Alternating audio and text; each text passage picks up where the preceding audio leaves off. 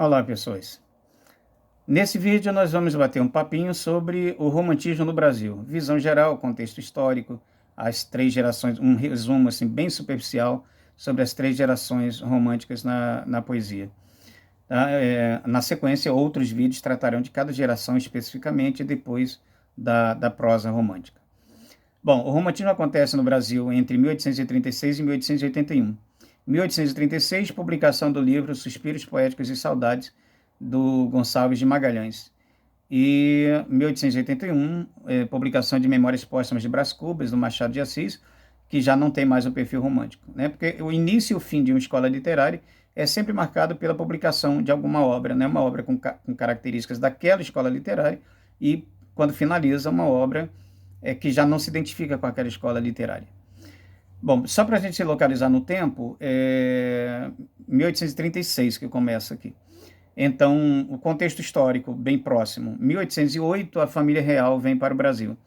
Quando a família real vem para o Brasil, ela não vem sozinha, né? Vem a família real, mas vem vários outros grupos europeus também.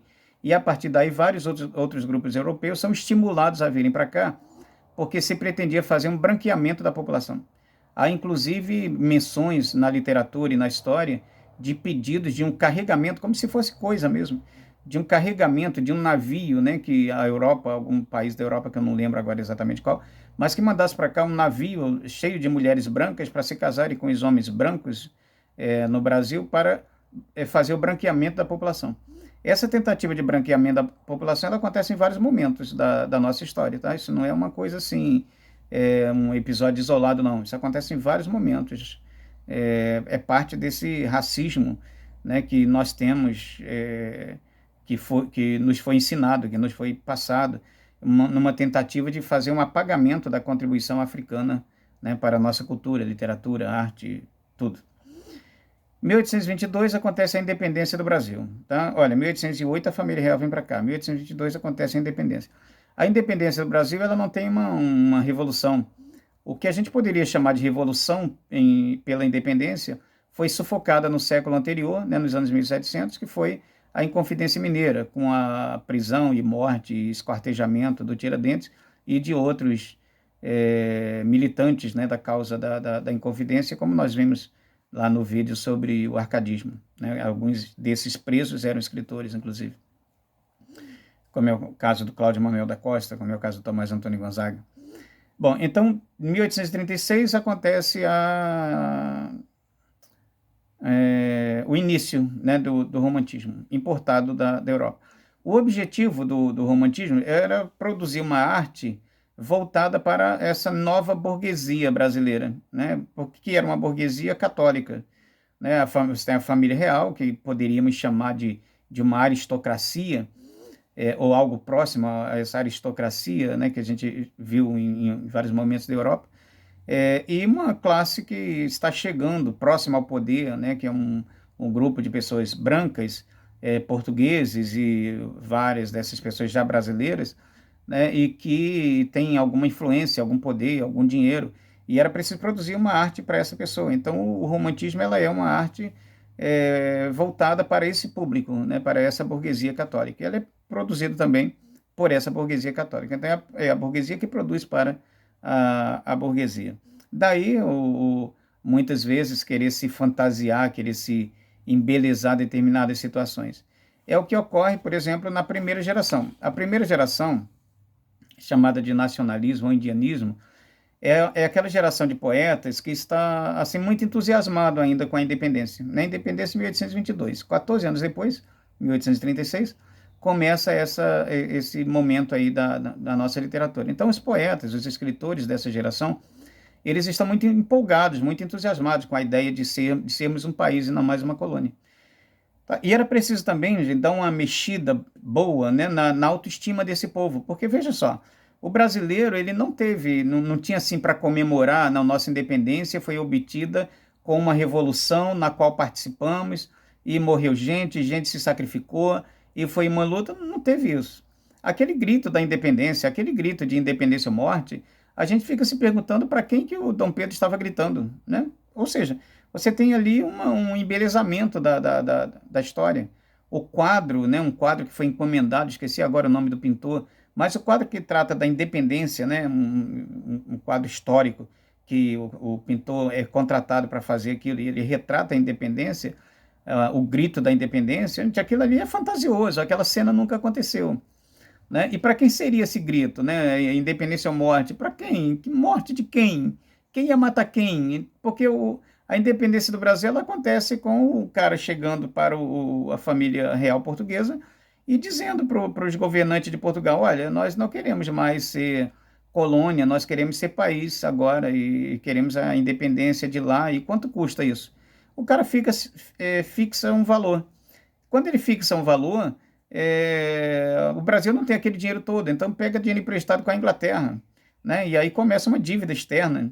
E o Brasil vai pagando a Portugal também, é como se ele desse uma entrada, mas Portugal ainda tivesse alguns direitos em coisas aqui. E aí é assim que se consegue a independência, então, brasileira, que acontece. Então, a autoestima desse povo ficaria muito comprometida, né? Fala, pô, a gente não teve nenhuma uma revoluçãozinha pela independência, foi arranjada lá de governo para governo. Então, se criou uma realidade paralela. O romantismo é isso. O hino nacional é isso, gente. O hino nacional brasileiro, ele é uma realidade paralela. Não existe aquele Brasil ali, né? Não existe aquela história ali. As belezas, sim. As belezas, né, que o hino nacional faz referência em relação à natureza, as belezas, né, que essa primeira geração romântica fazem referência, pô, existe, né? Os poetas fazem referência a essa beleza e ela existiu, existe. Não estamos discutindo isso. Agora, o Brasil nunca foi só beleza. O Brasil sempre teve problemas sociais graves. Mas os autores dessa primeira geração, eles não queriam, né, falar disso. Eles queriam apenas falar das belezuras, porque estavam empolgados com a independência e queriam criar uma imagem, né, uma identidade nacional. Só que para criar essa identidade nacional, isso é feito historicamente de uma forma sacana também. Porque na identidade nacional criada pelos poetas, pelos escritores dessa geração, não existe a presença africana. Há um apagamento do africano na composição do povo brasileiro. De acordo com os autores lá dos épicos Árcades, né, que foi o vídeo anterior, o povo brasileiro, a história é contada na obra Caramuru. Então, é um português que se apaixona por uma índia e se casa e são felizes para sempre. Né? No romantismo, quem conta essa história na prosa é o José de Alencar. E aí ele conta que o brasileiro é formado também por um português e pela Índia Iracema, a Virgem dos Lábios de Mel. Né? E aí essa junção, né, desse português, o mesmo português lá do Caramuru, que gera o povo brasileiro, ou seja, não há o africano, né? Porque o José de Alencar, inclusive, era escravocrata. Ele faz um apagamento da presença africana, né, na nossa história. Bom, então, essa é a primeira geração, né? Teremos um vídeo específico sobre ela com mais detalhes. Depois vem a segunda geração. Essa segunda geração, ela também é uma geração que não está nem aí para questões sociais. A segunda geração é uma geração egoísta, pessimista, deprimida. Os poetas morrem muito jovens, né? Poetas como da segunda geração chamada de ultrarromantismo, ou mal do século, poetas como Casimiro de Abreu e Álvares de Azevedo. O Casimiro morre com 21 anos, o Álvares de Azevedo morre com 20. Né? Os poetas, de modo geral, morriam muito cedo ali. Tem algumas exceções, como o Fagundes Varela, que vive mais um pouco. Mas esses poetas que morrem muito cedo se entregam alguns deles se entregam a vícios, a boemia, a tuberculose mata um monte, né? Então, a tuberculose é a doença daquele século, é o mal daquele século, assim como a depressão. E aí esses poetas morrem muito jovens. Nessa segunda geração acontece também a literatura gótica, a literatura satanista. Muitos desses autores, em especial Álvares de Azevedo, fazem recitais em cemitérios, exumam cadáveres de maneira desrespeitosa até, tá? E essa coisa toda. O Álvares de Azevedo foi uma mente inquieta, ele viveu pouco, mas escreveu muito. O Casimiro de Abreu só teve tempo de publicar um livro, né, que foi As Primaveras, que dá nome, inclusive, à praça aqui de Barra de São João. Enfim, então a segunda geração é essa geração de poetas irresponsáveis, loucos, né, boêmios, dados à embriaguez. A principal influência estrangeira deles é Lord Byron, que é um escritor inglês, né, que estimula inclusive o suicídio, esse tipo de coisas, os vícios e tal. A terceira geração é a geração mais responsável e politizada. A terceira geração é a geração do Castro Alves. Então, é uma geração que luta, né? Os principais poetas da terceira geração é o Castro Alves e o Souza Andrade. O Castro Alves também morre muito jovem, 24 anos, se não me falha a memória. E essa também é uma vida dedicada à boemia, uma vida também aprontou todas, né, com poetas da segunda geração com quem conviveu. Só que ele optou por uma outra linha, que inaugura o condoreirismo. Condoreirismo, que é o nome dado a essa terceira geração, é uma referência ao pássaro condor, que é uma espécie de águia que constrói seus ninhos no ponto mais alto das Cordilheiras dos Andes. E naquela geração esse pássaro foi o símbolo da liberdade, então daí é o condoreirismo. A abolição no Brasil ela começa a ser discutida lá pelos anos 1840, acho que já por volta de 1840 se discutia a abolição.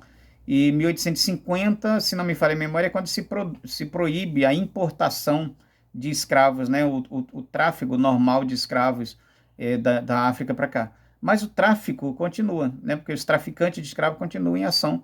Inclusive, a região dos lagos, aqui onde eu estou gravando esse vídeo, é parte desse trajeto, é parte do tráfico, né? Dos caminhos do tráfico, aqui através do Pontal do Pai Vitório, a Praia Rasa, onde chegavam navios, né, com carregamentos ainda de seres humanos escravizados, e para atender aqui a demanda da Fazenda Campos Novos e outras regiões aqui, onde hoje tem a presença de comunidades quilombolas. Então, enfim, então são três grupos basicamente discutindo o fim da escravidão, tá? E lembrando que o Brasil foi o último país a libertar seus escravos. Um grupo queria o fim total da abolição. Castro Alves faz parte desse grupo. Era acabar com a abolição e pronto, de uma tacada só. Acabar com a abolição, não, acabar com a escravidão, né? Ou seja, promover a abolição. Perdão aí pela confusão. Então, esse é o grupo do Castro Alves, né? Queria o fim da escravidão total, abolir de vez. Um outro grupo, que era o grupo do José de Alencar, queria a permanência da escravidão, né? O José de Alencar, do livro A Iracema, A Vez dos Lábios de Mel. O José de Alencar defendia a continuidade da escravidão. Inclusive, ele escreve para o imperador as chamadas cartas de escravidão, pedindo a continuidade da escravidão, dizendo que a economia brasileira quebraria se acabasse. Um terceiro grupo, que é o grupo do Joaquim Manuel de Macedo, também escritor do romantismo, defende, o Joaquim Manuel de Macedo é o autor de A Moreninha. Esse grupo defende que a abolição seja feita gradativamente, né? Que não se podia acabar de uma vez só, era aos poucos. Por fim, olha, as discussões acontecem lá a partir de 1850, mas a assinatura da chamada Lei Áurea ela só vem em 1888, né? Bastante tempo depois. Então, essa terceira geração, ela retrata bem essa luta pelo fim da escravidão. Os poemas do Castro Alves, né, Navio Negreiro, Vozes da África, eles são bem voltados para essas temáticas. Tem também o Souza Andrade, né, que é um poeta dessa geração, mas o destaque, claro, é o Castro Alves, que viveu muito pouco, como eu já disse, né, morre aos 24 anos, tem um pé amputado, uma série de coisas acontece com ele também. Então, enfim, isso é o que foi o romantismo brasileiro, tá, na poesia. A gente vai falar, então, relembrando, nós teremos um vídeo sobre cada geração na sequência, e nós teremos também um vídeo sobre a prosa do romantismo, né, para falar um pouco do José de Alencar, do Joaquim Manuel de Macedo, da grande injustiça que se faz com o escritor cabo-friense chamado Teixeira e Souza, que é, na verdade, o primeiro romancista, mas acabam atribuindo o primeiro romance a Joaquim Manuel de Macedo, né, que é autor de A Moreninha. Existe uma escritora, uma romancista do Maranhão, esqueço o nome dela agora, mas que também há um apagamento dela na literatura, principalmente pelo fato dela ser mulher, de estar longe da capital do Império, né? Isso tudo tem uma influência significativa, né, nesse apagamento dela, assim como aqui o Teixeira e Souza, aqui de Cabo Frio. E aí, o Teixeira e Souza publica um livro em 1843, O Filho do Pescador, que é o primeiro romance, de fato, mas é dado esse título de primeiro romance a Moreninha, que é do Joaquim Manuel de Macedo, que era um escravocrata. tá? E o nosso Teixeira de Souza, que era um escritor negro. Então, todas essas discussões passa por essa questão racial, passa por essa questão de classe social, passa por tudo isso, tá? A literatura não é isenta disso também. Então, o romantismo é a arte da burguesia, está feita pela burguesia e para a burguesia, como sempre uma tentativa de dar uma mascarada na realidade das coisas. Tá? A exceção é essa terceira geração, que é uma geração mais do confronto, da denúncia, do enfrentamento dessas questões de escravidão e defesa do fim dessa escravidão. E o fim da escravidão, entre aspas, no Brasil, ele foi feito de uma forma sacana também, né? Não, o homem negro não podia ter terras e não podia receber salário. Então, ou seja, se você acaba com a escravidão, abre a porta da senzala, o cara não é mais escravo, mas ele faz o que agora para sobreviver? Não se pode pagar salário a ele e ele não pode ter terras. Ele vai comer o quê? Ele vai fazer o quê? Ele vai optar por continuar sendo escravo até a morte, né, de alguma forma, em troca da comida, pelo menos. E isso é profundamente lamentável, mas essa é a nossa história. Um abraço para todas e todos, até o próximo vídeo.